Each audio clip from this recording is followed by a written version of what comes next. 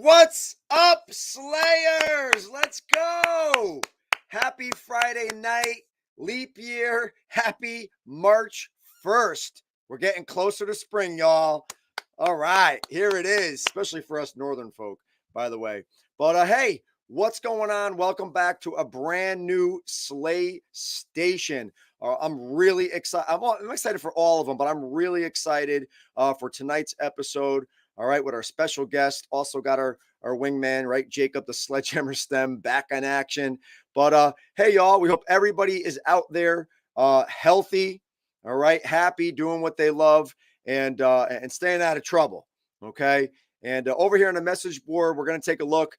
Again, if you are watching from Facebook, make sure you grant StreamYard permission to use your name. You will comment on Facebook. All I'm going to see, or anybody watching will see Facebook user. You might say, hey, what up, Frankie? What's up, Mike? What's up, Jake? We don't know who it is. So grant StreamYard permission. Also, don't forget to subscribe to the YouTube channel as well. We're just trying to build that up a little more.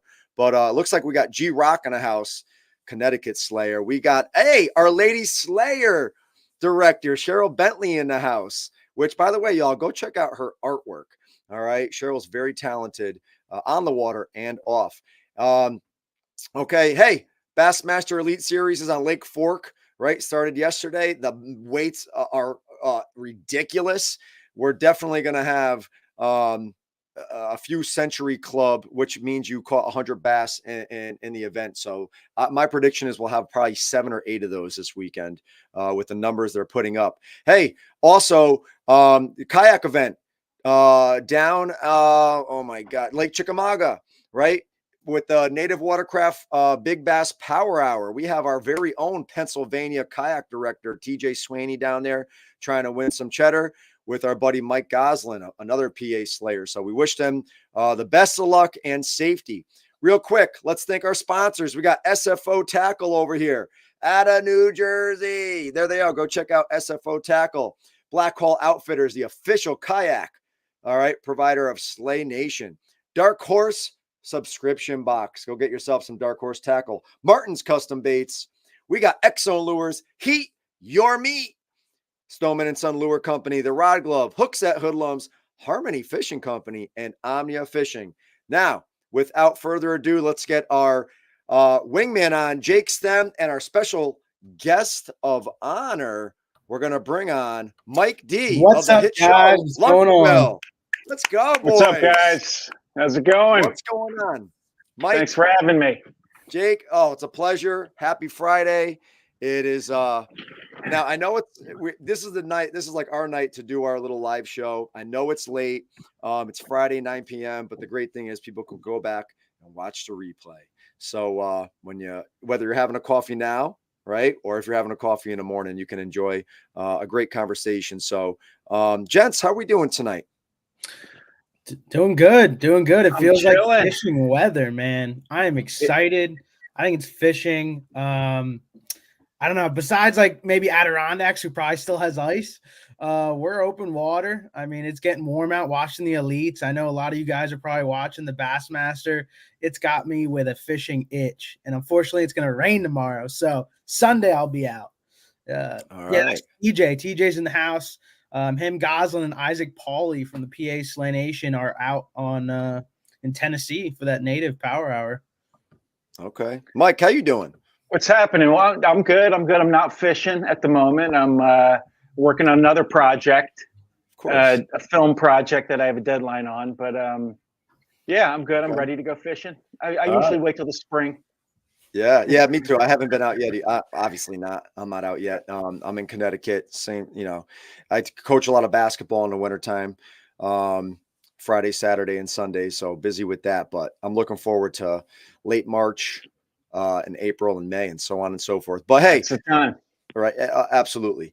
But hey, listen, Mike, we're really excited to have you on tonight. I know I am specifically, and I can't wait to dive in and learn a little bit more about Mike D and Lunkerville and other projects you got going on and whatever else we end up talking about. But there's going to be some people some friends in our audience, right? Mike D, who's Mike D? What's Lunkerville? Yeah. Oh my God, how come I haven't heard of this? So why not? Let's crack it off with Mike. Yeah.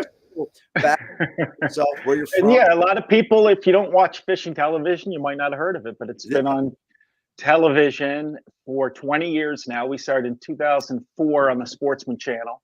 That's awesome. And I'm the host, but I'm not the expert. And I fish with everyday people who have a passion for fishing.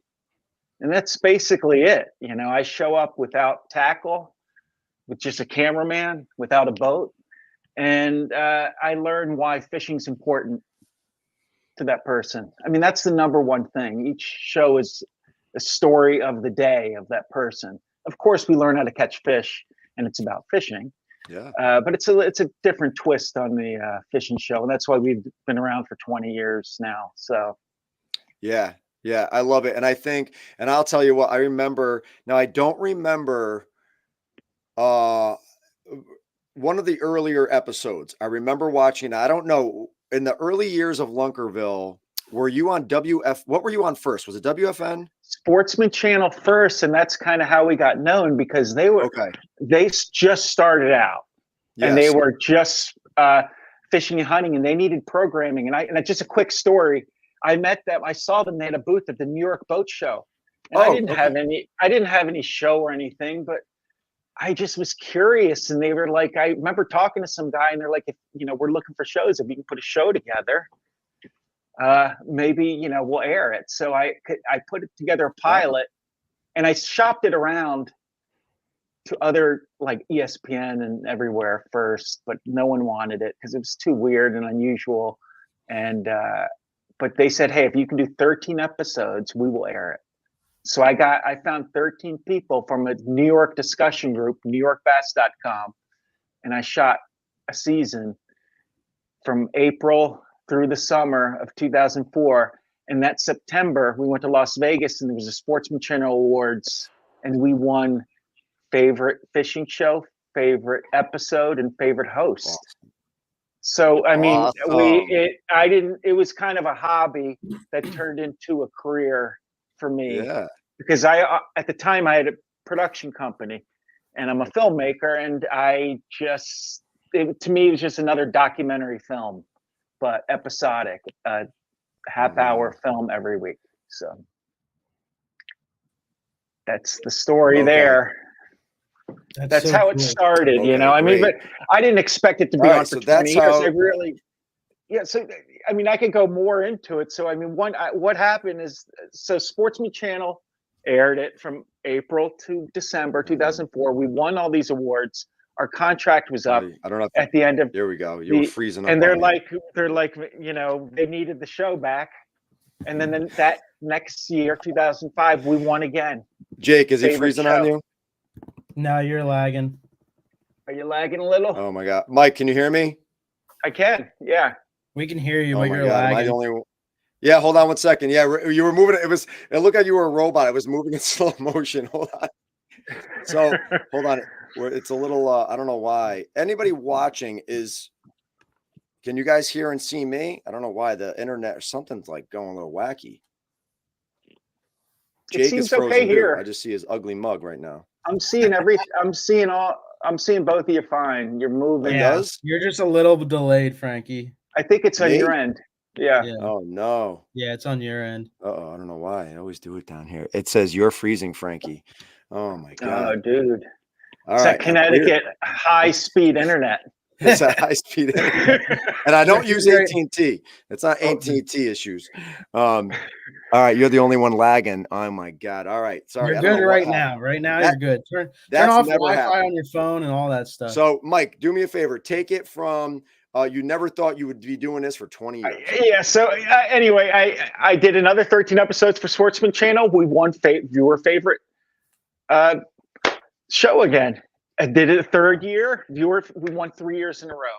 And after that, there was another network called World Fishing Network that started in Canada. They hadn't aired in the US yet. They were about to break into the US, and they're like, if you have HD content, and we've just started to shoot HD in our 4th season, we'll make you a deal you can't refuse. And that was basically it. I left the Sportsman Channel, went to World Fishing Network, and now they're the kind of the same company, but then I stayed with them I'm still with them, and with a lot of other networks. Yeah. When the new season comes out or any new shows, I air on Discovery usually first, World Fishing Network, anywhere else. I mean, we can pretty much air it. See, now TV is so much less important than social media and on demand, and we're in the middle of it, and we've been in the middle of it for the last 3, 4, 5 years, and now it's just starting to kind of level off.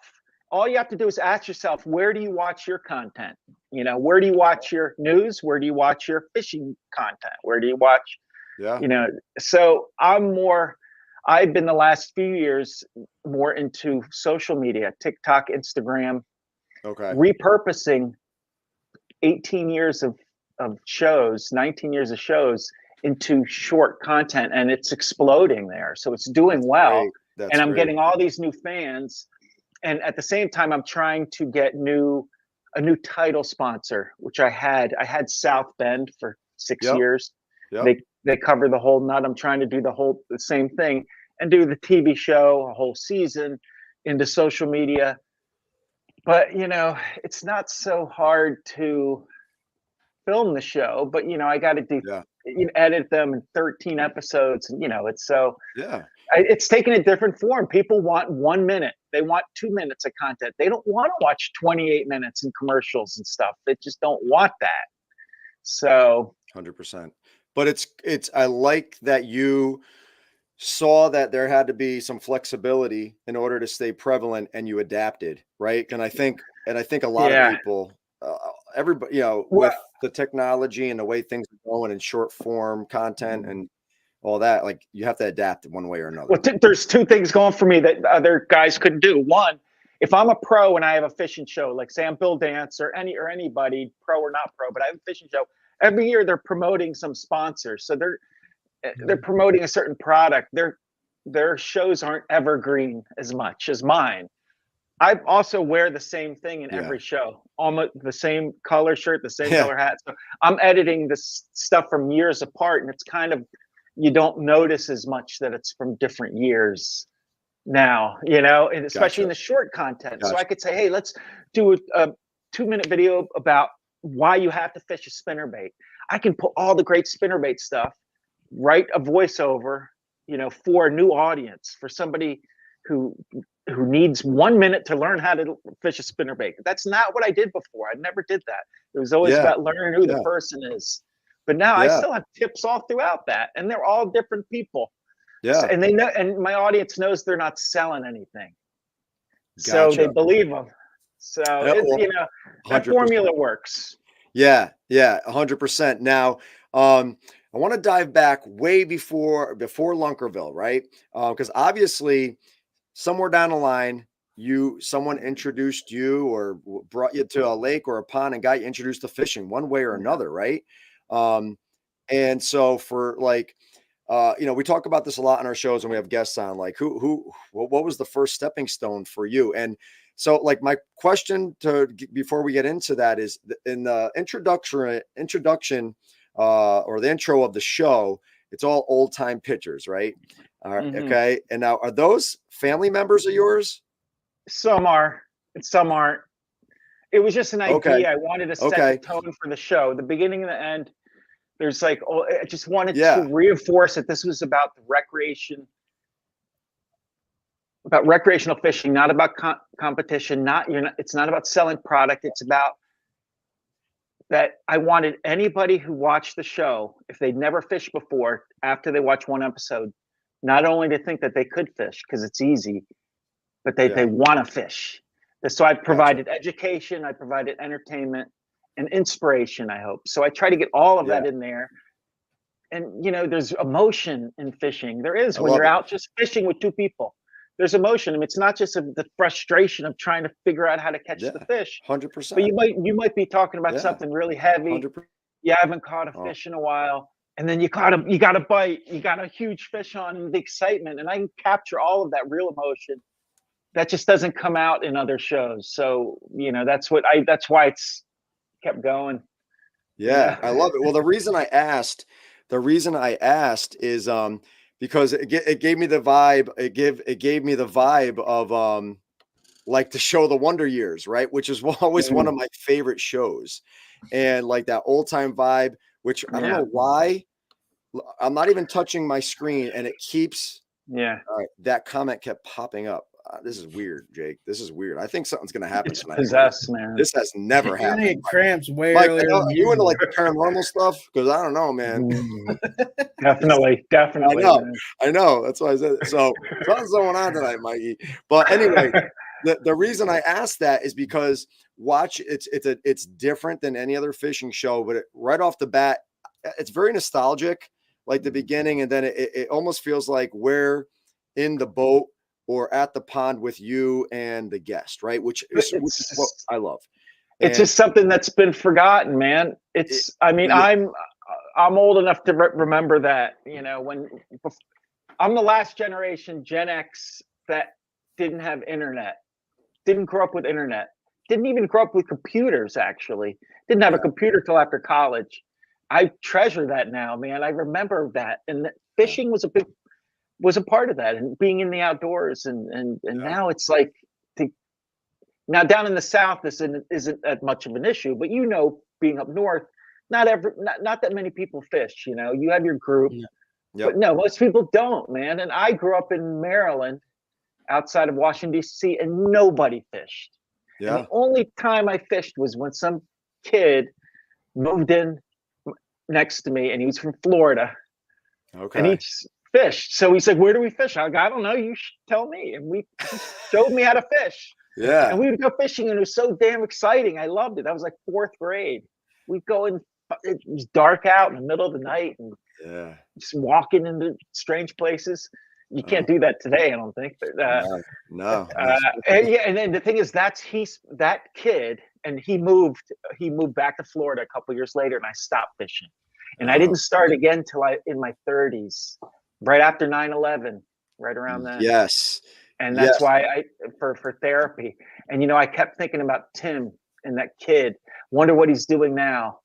And I said to myself, my gauge for success will be when he gets a hold of me. He sees me on TV and he goes, "That's Mike. That's my buddy Mike from when I was a kid. I taught him how to fish." Yeah. And sure enough, he did. He got a hold of me. That's great. Really? An email, and I did a show with him. It's called 30-Year Reunion. And I went down and saw him after 30 years, man. Oh my God, that's great. How full circle is that? That is full circle right there, right? But he was the reason. The thing is, he introduced me to it. If he didn't move in next door, I would have never known what that whole excitement was of catching a fish, and of being outside in nature, of the calm, of the patience, of all of the byproducts that they're so important today, and it's so hard to get. And if you go fishing, it's automatic. You're getting it all. Yes. What the hell? I'm telling you, Mike, there's a ghost going on. This has never happened. Oh, come to me, people. Watch Lunkerville. For real. I might have to go burn some sage. They just really want Mike to fish a Connecticut Derby, apparently. Oh my God, I know. This is like, who's doing this? But and that's something we touch upon often is, you always remember that first experience, even as a grown adult. Like if you were to close your eyes, I bet you could take you to that very first time you went out. What was his name? Tim or Tom? Tim. Yeah. If you went out with Tim, I bet you you close your eyes. I could smell it.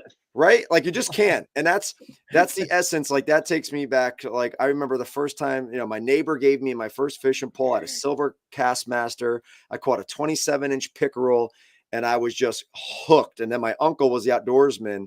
And then he just, then it took me out, from there, same thing. Every day fishing. I had a river in my backyard. I had a cat named Lickety Split. And this cat, it was a big cat.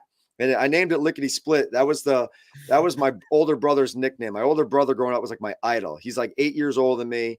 And he was a track star, football star, went into the Army. And I looked up to him, and his nickname in high school, they called him Lickety Split because he broke records for mile runs and this and that. And I named my cat Lickety Split. And my cat, it was like a dog. I remember being on my scooter, scooting down into the road to get to a different section of the river, and the cat just trotting next to me all the time, filleting fish, give him a piece of fish. Like I remember these memories so vividly, and I'm like, everything was so simple. It wasn't about sponsors. It wasn't about who caught the biggest fish. It was just what fishing and the essence of what it was and why we love it was being outside, sharing it with somebody or a pet, and not being influenced by anything else but just the moment, right? And that's what, when I watch Lunkerville and how you explain, I'm not the expert, right? The guest is the host basically, and I'm just in their world and I'm just living the moment with them. And I love that, because your show, everybody has their own little secret, what they do, or they're teaching you, and I remember there was a episode I watched, I forgot the guy's name, big guy. He might've been out of New York, Mike D. And you guys were fishing on his bait. He was I think his name was Mike D. Yeah. Mike Del Visco. Yeah. And yeah, he's another tournament guy, and he was talking, and you guys were chit-chatting, and he brought up, I think his fiance or girlfriend had passed from something. She had died of a disease, or I forgot what it was. And I forgot what it was. And you were like, oh man, I'm so sorry to hear that. And he was explaining that fishing is like, is basically like treatment for him, and how Absolutely. it's therapy. And like, I think people forget that sometimes, not everybody, but I think as you get older, and sometimes like us, we're tournament guys, right? But we're grassroots tournaments. It's not Bassmaster Elite Series, but just remembering why you do this, and don't let the money and the popularity, which could be great, don't get me wrong, but don't let that ruin why you love what you're doing. Well, here's the thing is, like, I think I appreciate tournament fishing. I did that for years, several years before I started Lunkerville. And it's different. I mean, there's no doubt. They're apples and oranges. They're not. It's like saltwater fishing and freshwater fishing. They're different, man. Yeah.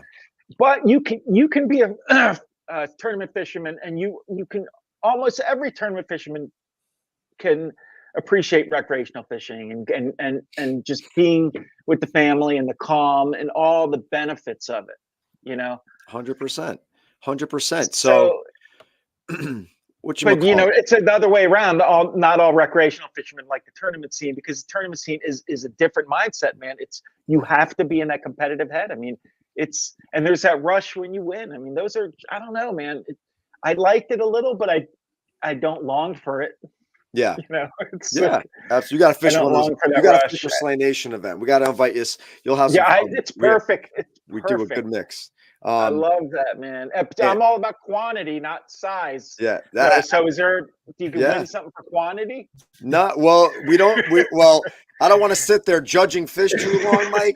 So we do best 5, but we go by inches. So you measure it on a hog trough on a measuring board. Yeah. And so we go by your total inches, right? Like your best 5 fish. So if it's 80 inches, that's right. Your points, and then if you don't finish in the money, because we pay out first, second, third, and the biggest fish, if you don't finish in the money, all teams' names, the rest, they get entered, and we raffle off prizes, baits, gift cards, whatever it might be. So everybody walks away with something, right? All your tournaments are like that? You don't well the fish? Nope. We only have 2 clubs that well the fish, one in California, one in Connecticut. They're dabbling with that. We've never done that. It's so much better to release them immediately. I mean, we used to well them. I had a big Coleman cooler that I'd rigged up, and it worked well.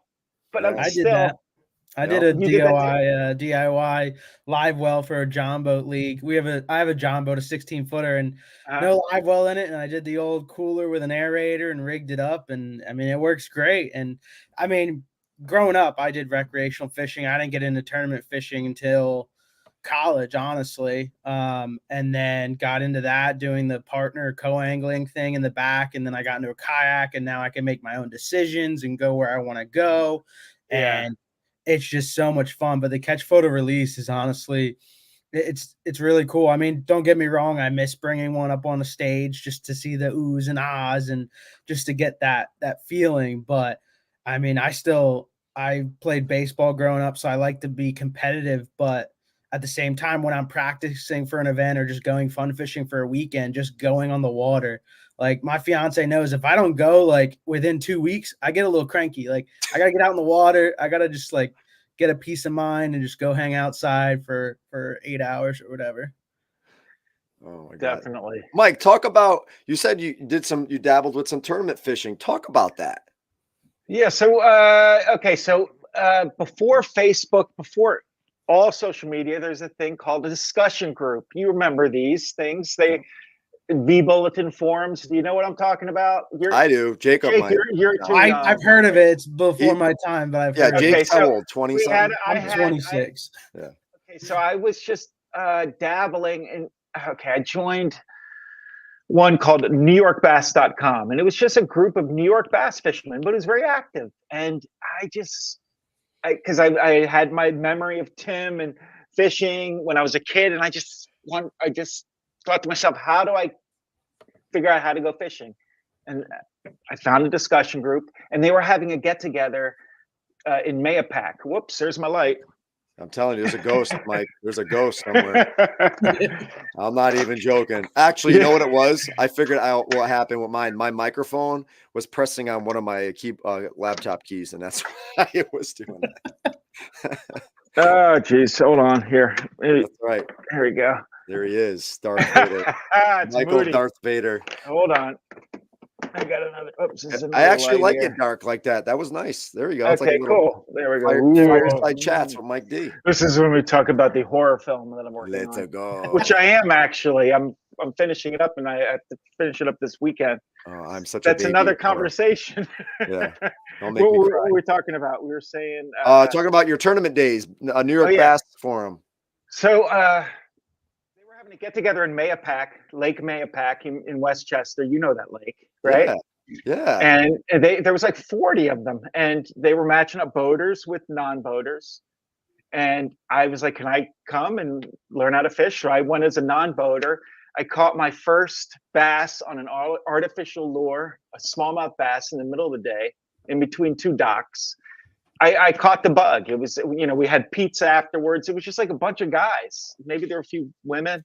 Yep. And it was just a community. I liked the whole idea of it. So I ended up going to more of these get-togethers and helping out with the website, and ended up becoming the webmaster and then owning the site because the guy just didn't want to run it anymore. And that's where I got my first 3 seasons of guests for the show was from NewYorkBass.com. They're all from New York. Yeah. And then right around, so that was 2004, 5, 6, and then around 2007, Facebook started to happen. And I started getting a big Facebook following, and that's kind of took the place of New York Bass of the discussion groups. That was social media. So it was born out of social media. That's why I'm Mike D and not Mike Diavola, because everyone went by that sort of name in these groups. It was Mike D and Pat X and John G, and all my guests were like that. Yeah, well, that's also, I always thought it was just an Italian thing, New York thing, like, hey, Frankie D, Mikey D. Hey, well, that's too, yeah. That's why I'm Frankie Provolone, because, two things. One, no one can pronounce my last name correctly. It's Palafrone. And when I used to be in sales, a way to crack, to make the gatekeeper smile so I can get an appointment with the owner, I'd say, Frankie Provolone. They'd always crack up. And I'm like, it's Palafrone. And they go, all right, I like Provolone better. And that's sorry. But Lake Mayapack, I fished Lake Mayapack for the first time last year. I work in Stamford, Connecticut. I teach in Stamford on the line, Pound Ridge line. And I know buddies that have went to Lake Mayapack, and that place is awesome, by the way. It's great. It's small. Great. It's great. It's got smallies and largemouth, and big it's one. Just I mean, there was a period where it wasn't so great, but I think I heard it's better. They closed the marina for a while, I think, but Okay, gotcha. And then what about Long Island? What's up with the Long Island? So Long Island, what happened is, so from New York Bass, I wanted. Oh yeah, it was a guy, a couple cops. There were 2 New York policemen wanted to start a club. So us 3 started it, and we had meetings out in Ronkonkoma Outfitters, and it's not there anymore. A little tackle shop, and I would drive out there, and we had about 15 or 20 guys. They all were from Long Island. I was the only one from Manhattan. They're like, this guy's crazy. What's he coming from Manhattan for? To come fishing on? And we fished all the Long Island ponds. All those Twin Ponds or on a Swan Pond. I don't know, all those places. Yeah. And there's bass in Long Island. But all of them are really shallow. All of the lakes are really shallow and weedy. but it was fun. I won some tournaments. I got that thrill, the camaraderie. I got to meet and fish with all these people that I've been talking to online, and that started Lunkerville. Yeah, I mean, that just one thing led to another. That whole idea. Oh my God, I love I that. really do love that when you come to tournament fishing. Is just how many people just love to tournament fish or fish in general. Like they just, no matter where they come from, what they do, you just the common thing you have is fishing. So I mean, you meet people, like I've met people when I first started tournament fishing, going, you know, not that many years back, but 7-8 years now, that I still talk to, just because you have one, you know, my boaters, you just talk to them for 8 hours, you get to know the person, and then you become friends. 100%. Yeah, for sure.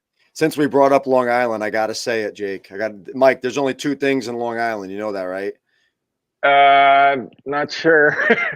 fishing rods and super sods. Hey, let's go, babies.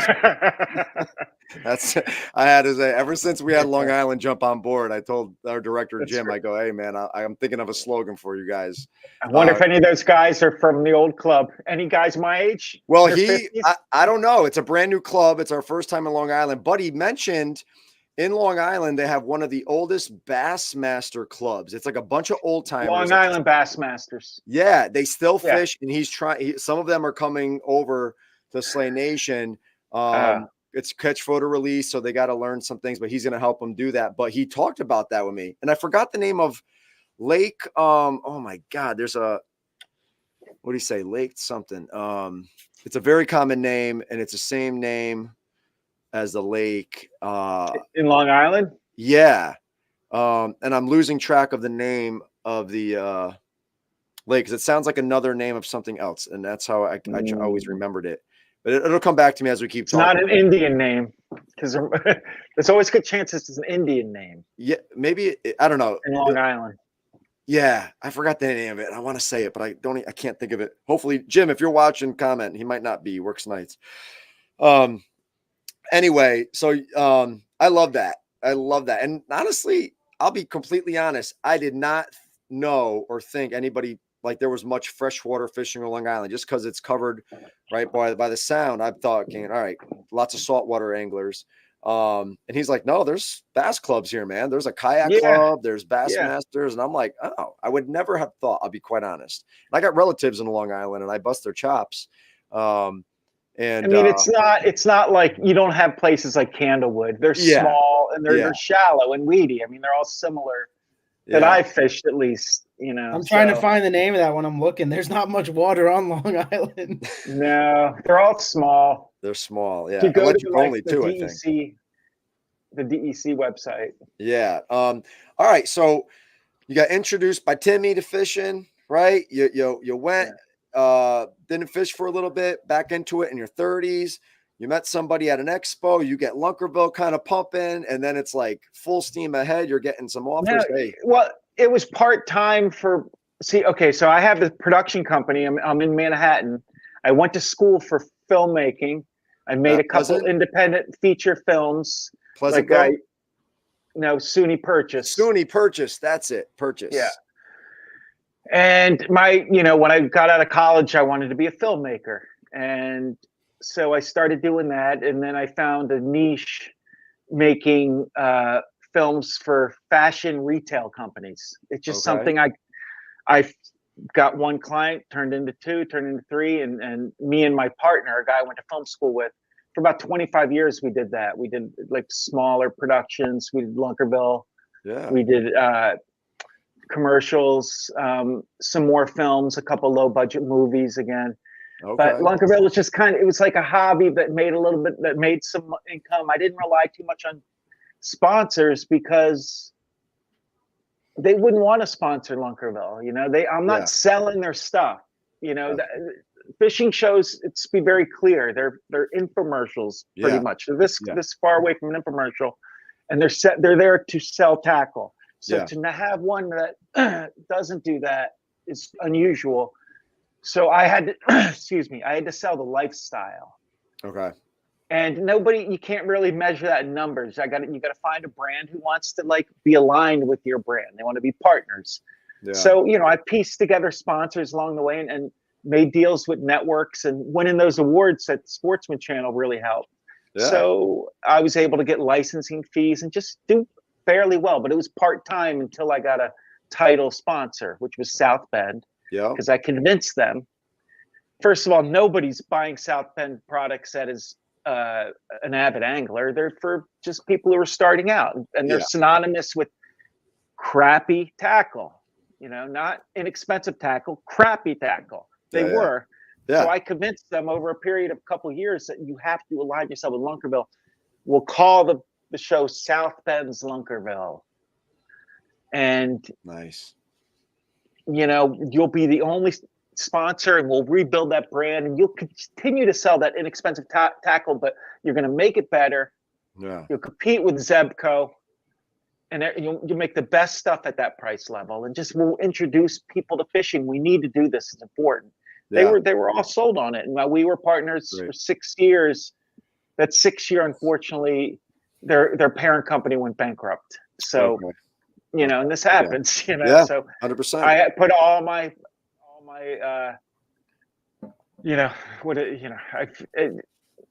all my eggs in one basket. Is that the term? Yeah. That sounds good. Once all your worms in the same bag. Nobody wanted to be with the show that was sponsored by South Bend, and that makes sense to me. I understand that. I'm looking for another lifestyle or non-endemic sponsor to sponsor the show, and I'll find one, and then we'll go back into production for television for those half-hour shows. 100%. Now, being a film, what a film producer, filmmaker? See, that's the thing. We called ourselves filmmakers back at the time. Now you're called a video content creator. I call myself a filmmaker because my first feature-length films were made in film. We cut film. Actually, they weren't even video. Okay, all right. And the one I'm making now, I made in 1992. It was released. I'm re-editing it because it's being re-released for HD, and it's all it's all in film, but I'm editing it on a computer. Yeah, and it's awesome because I have all these tools now. And that's cool. Yeah, I like it. Who are you influenced by as far as the film industry, like film makers? Like who are you? Who are some of your favorites, or who has influenced you? Like what do you? Well, I come from an experimental background. Like I don't come from like a movie buff background. Like I'm Steven Spielberg, love movies, watch them every day. I'm interested in the constructing something. It's almost like building a house. Yeah. Like you build a house and there it is. You have a whole house. You can live in it. You can step back and there it is. It was like, to me, the ultimate construction project to construct the world. Now I'm talking about narrative film, to write a script, to cast actors, to tell a story. Yeah. Documentary is a different thing. I didn't expect myself to get into documentary film, but it just interests me. People interest me. Making stories that people watch interests me. So I have as much fun making a TikTok video that goes viral and people are engaged with than I do, I can spend weeks making a Lunkerville and I don't really know how many people are seeing it, so there's a certain gratification. Yeah. You can get results way faster on social media compared to back in the day. It's just way people consume things, and advertisers can measure it very clearly. Television, it's not clear. So this is a little education for all you people out there, including you guys who are rely on sponsor money. They love podcasts and anything that's digestible on mobile media, and computers. And okay, television is third, man. But television, your big TVs are for football. They're for live TV. They're for video games and stuff, man. They're not, and they're for streaming, from YouTube and stuff. I mean, that's what people do. So you're doing the right thing. I should probably get a podcast. Yeah, that'd be great. Well, that brings me up. That brings me up to like, this is like our live show, and I do it because one, it's a great way to promote sponsors, but it's also a great way. Like what happens is in the back end, I'm sitting there on top of everything else. I'm like, all right, what guests do I want to bring on the show that I feel like align with what we do, or that the guests are going to get a good story from.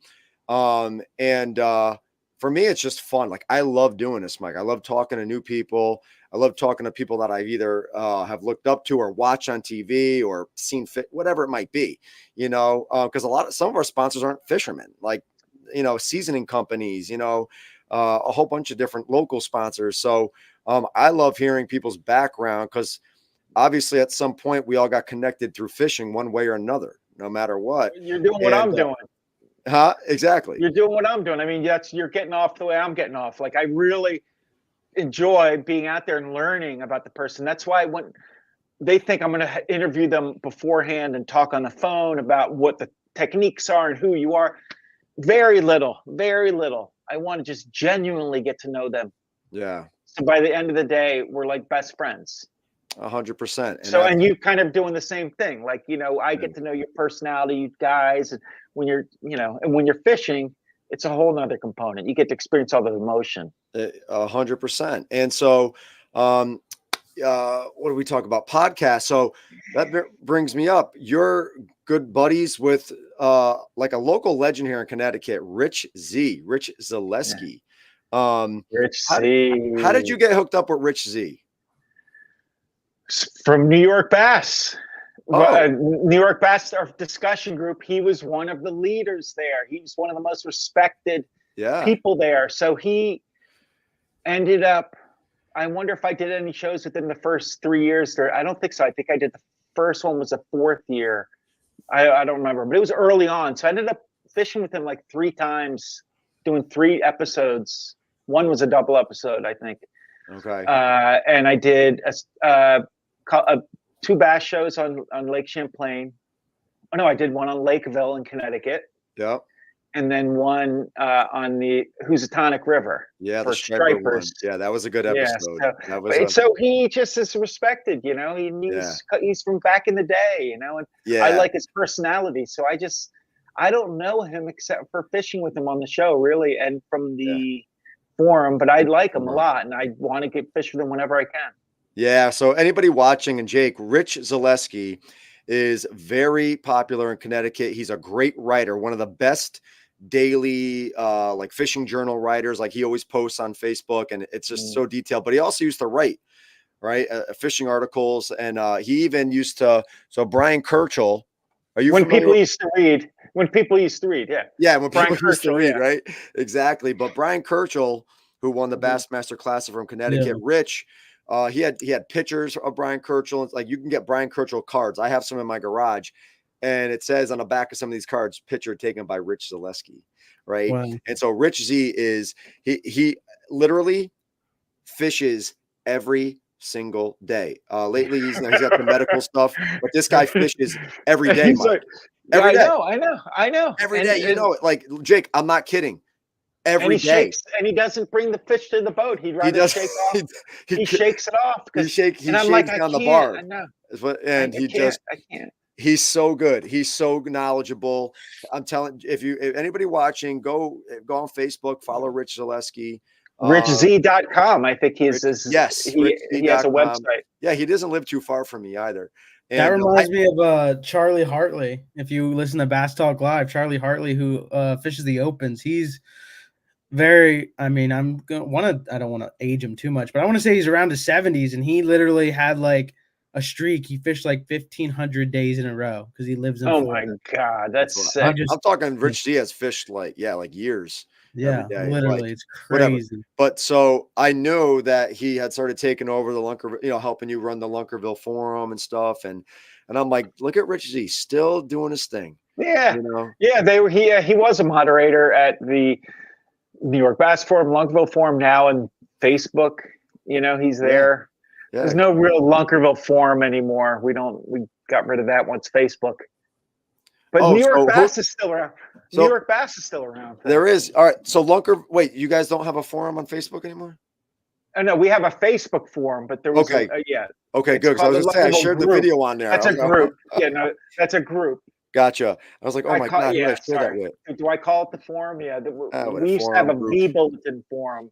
Okay. Back in the day. Yeah. Forget it. No one remembers that. It's basically what Reddit is now. Reddit is gotcha. Yeah. Forums are, which actually is more conducive for fishing. I wish that that would come back. You know, that's Yeah. Facebook isn't really, it's good for bragging and posting stuff immediately and getting tips, but I want to be able to search, oh, Candlewood, you know, in May, like a topic, in this state, and you get like, you get discussions on it, you get fishing reports. That's what New York Bass is for. It's great. It's funny, when I was in the Adirondacks ice fishing, I was Googling reports on like smaller lakes, and that's what would come up is forum questions from like 2012 and earlier, and I'd be reading them, and it was just that's the thing. You can't find them anymore. No, you can't. You can find Facebook old ones. was starting to do something, and then they're like, nah. And Reddit, I guess there's probably stuff on Reddit, because Reddit is a similar form, because you want to be able to discuss. You want to have a group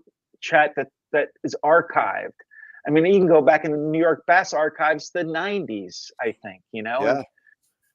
That's how I found my first tournament. My first tournament club was through a forum. I mean, years ago, 12, 13 years ago. And it was just searching Connecticut fishing tournaments, and the forums would pop up, and you were able to scroll through and kind of see topics or subject lines.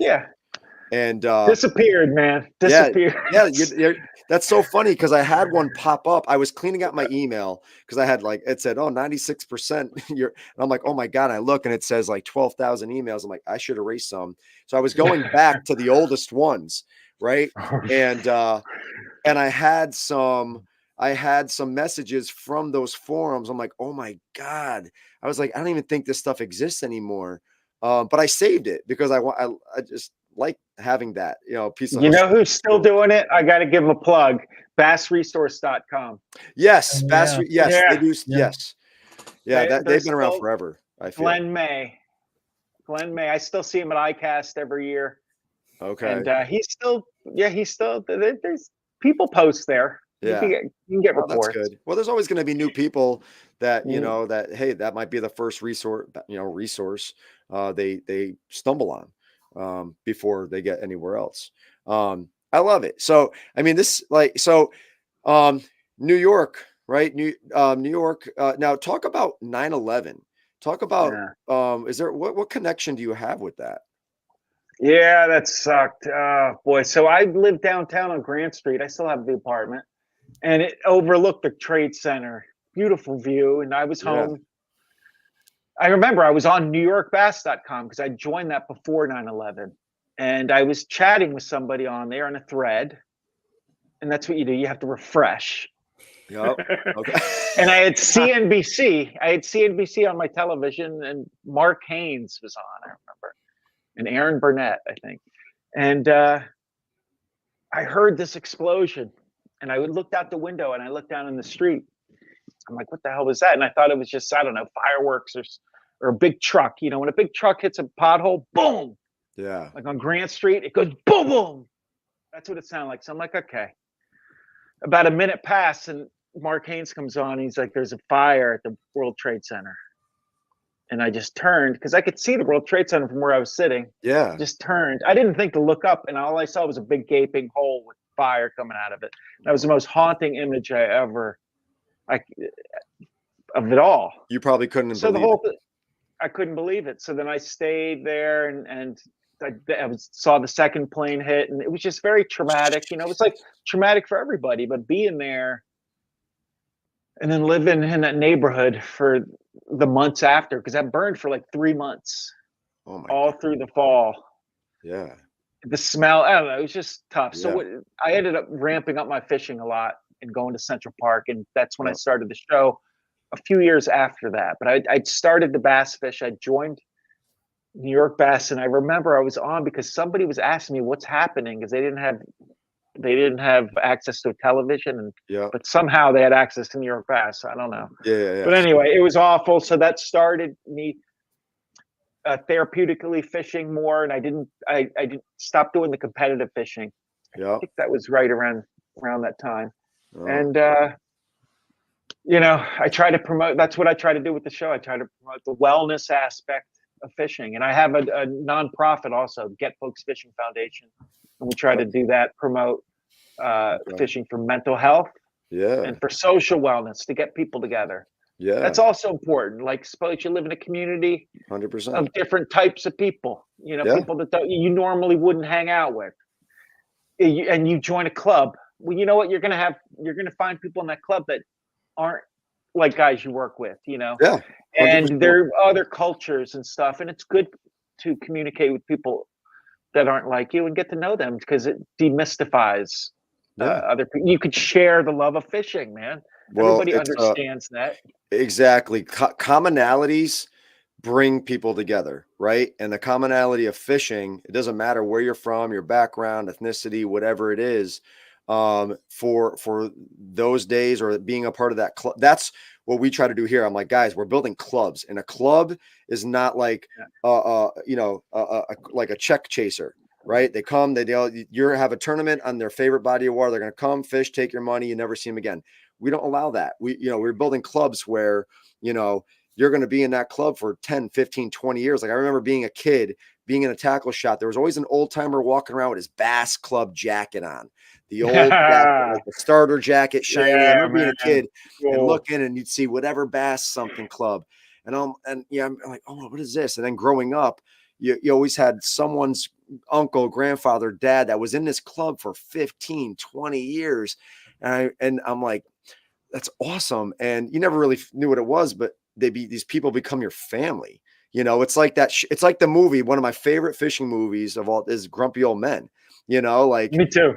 You know what I mean? Yeah. I love that movie. And it's just, you klutz, you putz. What up, schmuck? Yeah. And it's just important. Any club or group, it's important to get out of the house. Fishing is, God, I mean, everybody talks about how important the outdoors is, but it's important to have an activity, Yeah. Yeah. Okay. You can go hiking or, whatever, but going fishing, I think it's the most pure. You can spend the whole day, the calm, the meditative. I mean, you just get the whole package, and it's so inexpensive. 100%. Can be. Yeah. Oh, it can be. Jake knows that. This guy's got 2 forward-facing sonars. He's got. I don't have 2. I have 1. I just have a small tackle shop in my garage, and that's probably the issue. That's a whole different story. But you don't need that. But you can, that's. I get that. I get the fun of that. I understand that totally, man. 100%. But the aspect of just being involved in something, right? Like, so if you're a parent, whatever it might be, whatever your purpose is, right? Because as you get older, you really find what your purpose is, right? Whether it's being a coach, a teacher, or being the best husband you can, or the best dad you can, or wife or mother, whatever it is, being involved in something else is another additional purpose, right? It's like I'm part of something, right? I feel like, all right, now I gotta, I want to give my best to this as well. And it's motivating. It keeps you going. It keeps you waking up every day. And when you find that, if you're lucky enough, because not some people aren't yet, right? Or they just haven't found it, but you got to be willing to put yourself out there, right? Which is scary sometimes, right? If you're not a very social, if you're an introvert, right? It could be very, very scary. But then you're like we just talked about, oh, these people are just like me. You know what I mean? And wow, we're sharing the same things. We're talking about the same stuff. And next thing you know, you're over their house barbecuing and your kids are playing together. And you're like, this is freaking awesome. I'm so glad I got out of my comfort zone, because look at this whole new world that I get to live for now. And that's, that's what Lunkerville does. It's what Slay Nation does, but it's just one of the great things that we have all been blessed to be introduced to our natural resources, right? The outdoors. And that's something that I know I'm very grateful for, because it has shaped my life, along with some other stuff. But that's why we have you on here tonight, Mike, is because of that reason. Your show does that. That's, being a viewer or a fan, that's what I get from all the shows. That's what I get. I'm like the connection, and I love it. And so talking about that is like, where do you see the future with Lunkerville? And I know you talked about you're re-editing some stuff and looking for a title sponsor. So like, what is your vision moving forward? I see continuing to do the same thing. Okay. I don't see why I should change it. I mean, I don't need much to keep it going. I have other ventures that I'm working on. They're taking my time right now. Yeah. I mean, it's not hard to put together. All it takes is me, a cameraman, and a guest, and I show up Yeah. and we spend the day fishing. So it's just like going fishing with the cameraman. I mean, then I have a show.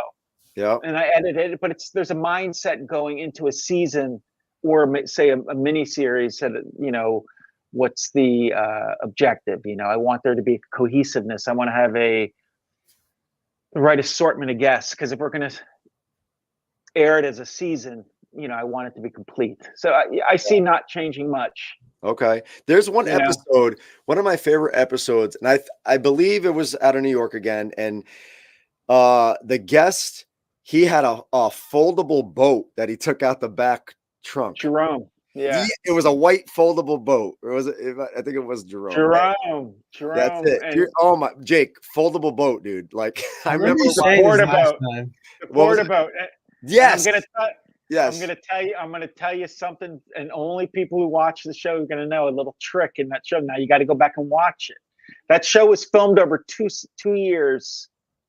And first year we didn't catch enough fish for a show, but I love Jerome. He's another New York basser. Yeah. Okay. So the next season, I think it was in spring, I said, let's go this weekend. Where I sent him a still from the previous show. I'm like, we're the exact same thing. And he's like, I got a different porta boat though. And he did. He had a different porta boat, slightly different color. So I shot again with him, and I edited the two together as if it's one day. Yeah. And you will never know. You would never know unless I told you. And now if you see that show again, it's called Fold Your Boat. Because it's a folding boat. It's a folding boat. Oh my God. It might be, I think it's on Amazon Prime. And one's gray and one's white, but he's wearing the same thing. And I just needed a few more fish, and I wanted to talk to him more. We had a really hard time. I think it rained. That's what happened. Okay. And I'm like, we got to go back. And I'm like, you know what? I think we can, just in case, wear the same thing, because I might use stuff from the previous. And it's so funny, man. He's great. Yeah, that was a good episode. And and I think you guys caught a lot of perch that day. I don't know. I mean, we didn't. It was tough. That's Rockland Lake. Very hard fishing. Those state parks, man. State parks get hammered. Whatchamacallit. Yeah, I remember he took the full. I was like, oh my God, I don't know if I would get. Isn't it cool? It's stable, man. Except in the wind. You can't really use it. He's not. He's a huge boy. No, he's not. He's huge. I'm big. He's huge. And I looked up a porta boat last night. Right. I was looking up something. I was on I'm always looking up like John boats, see what's on sale around the area to fix up. And a porta, an ad for porta boat came up. And so I just clicked on the website. Those things are not cheap, by the way. They are not. Really. I mean, you get them used. You can buy them used all day. Like $3,500. I said, what? Oh, really? And I was like, that's a lot. I don't know if I'm spending that much. You can get them for cheaper. But yeah, I was like, I'm not like I've given them so much free advertising. They've gotten so much free advertising from me. They should give me one. Oh my God! But I'll never forget that episode. Has always stood out to me, even to this day. I'm like, this guy had, and basically, I forgot who I was talking to about this other day. It might have been Slay Ray. Slay Ray does like all of our shirts and our jerseys that our members get. He's one of my right-hand guys. And I was talking to him about that episode. And I was like, what was I saying? I was like, dude, that's what Lunkerville is. No matter what you have, you do what you got to do what you love. And so that's what I took from it. But I'm just like, all right, there's no way you're going to see me on a foldable boat. I'm sorry. It's just. Well, so my first, when I was talking about the Coleman cooler. Yeah. That I had a Sea Eagle inflatable. Oh, the inflatable with a wooden floor. Yeah. Oh, you got any guys in your club that I had to inflate that thing, man. Oh my God, we had one of our Minnesota clubs, our Minnesota club a few years ago. Elvis Lee, he was a float tuber. He sat in those float tubes where you put flippers, and he won the whole season.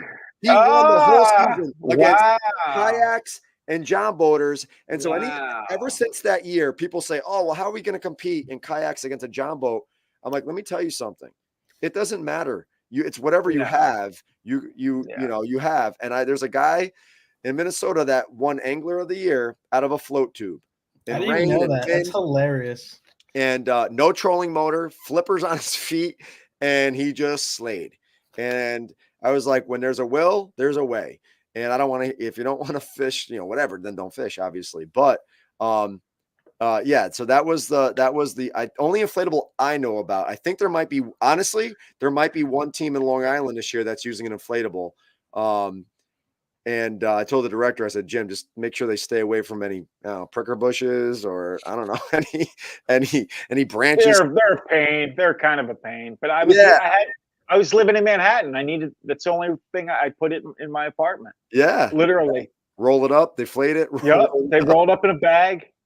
I had a trolling motor too, and Minn Kota. Oh my God! I see Mike pull up to the ramp, and he's like, "All right, guys, yeah, here, the event is being held at Lake Mahopac. Who is this guy? This, that," and then you're like, "Hold on, let me get my stuff."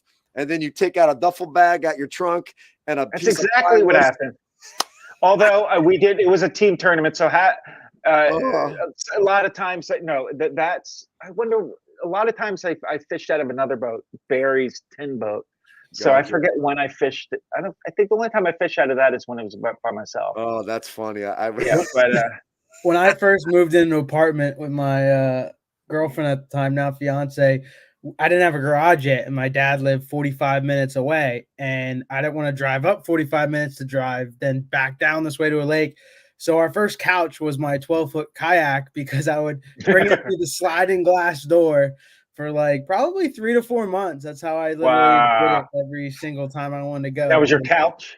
Yep, that was my couch. Did you put like cushions on it or something? Pillows? No, I was too busy rigging it up. Then I had all my fishing tackle in the living room. May, God bless you, May. Yeah. God bless you. She's still with you, so it worked out. I love it. Well, we're a little over the hour mark, and I don't want to. We usually don't go too long. So, Mike, I want you to tell people where they can watch Lunkerville, where they can follow the journey. Mm-hmm. What can they do to make sure that they can tune in and really get to enjoy everything that I've been able to watch and enjoy with you. Yeah, I'm sending everybody to TikTok and Instagram and YouTube now, because you're getting all the older content, but re-edited for tips. Almost all tips. So there's a lot of great content there. Okay. And you'll get news about the show. If you want to watch older episodes, any other seasons, you can go to Amazon Prime. We're uploading every show there. I think there's probably 5 or 6 seasons there now. Okay. Also, Waypoint TV is airing it, and WFN airs reruns, and MOTV, My Outdoor TV, you can watch it. Okay. Full episodes. So, right now I'm just busy doing that because I want to get all that published and then start new episodes. And I see that happening this year sometime, hopefully summer or fall. We'll do maybe a mini series. One will be Slay Nation. Oh, let's go. Oh, Mike. yeah. Let's definitely. go, Mike. Yeah, because I haven't done that yet. And it's so important to me, those years of electric only fishing in that club. Yeah. And it is important. I did one tournament show at a BFL event. Okay.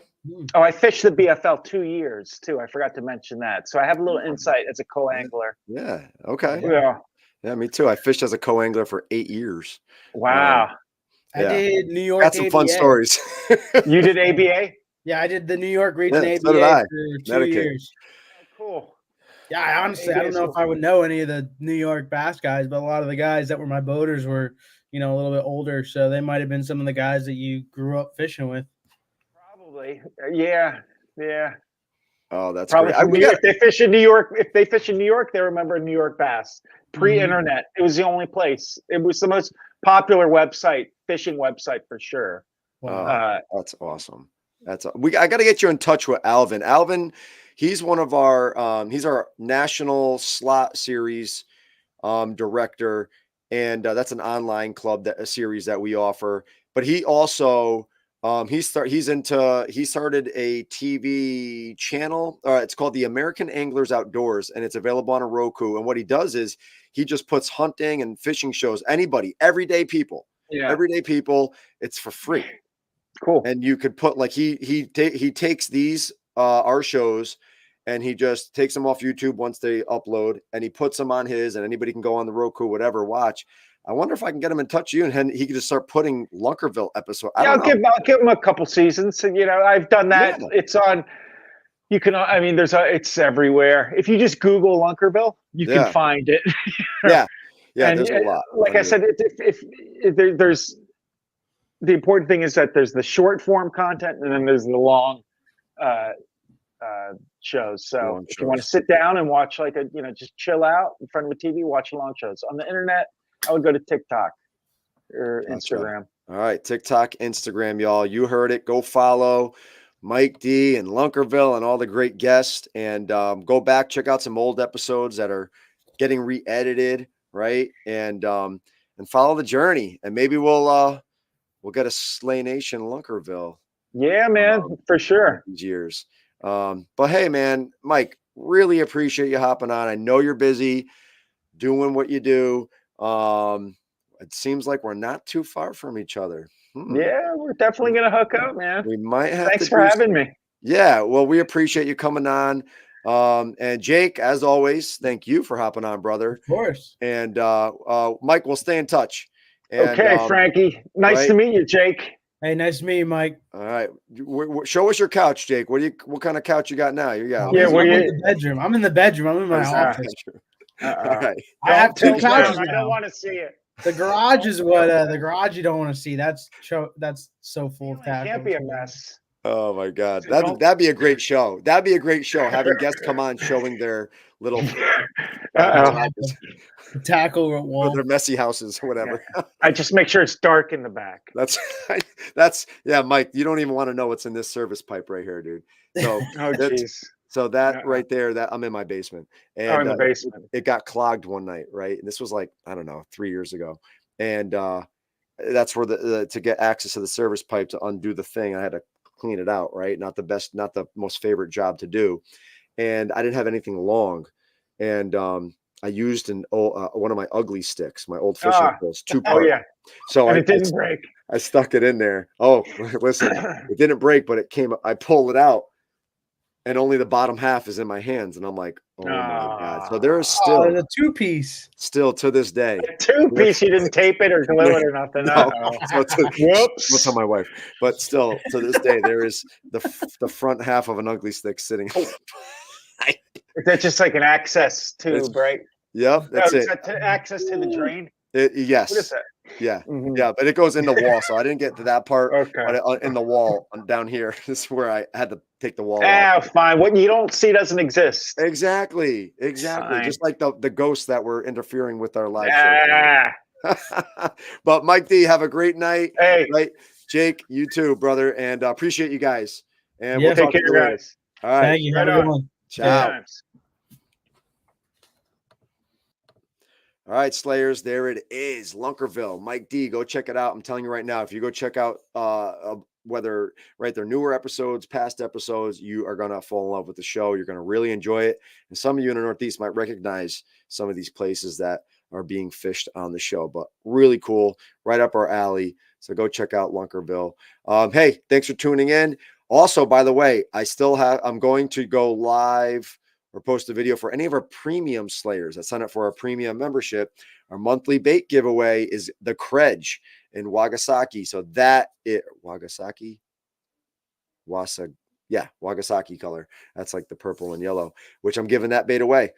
So I'll be doing the random selector, and we'll see who won the February premium Slayer bait giveaway. As always, y'all, thanks for tuning in. Don't forget, if you want to be a part of Slay Nation, now's the time to sign up because the season has begun and a lot of seasons are about to begin. If you want to become a director, let us know. We're looking to get into some new states as well.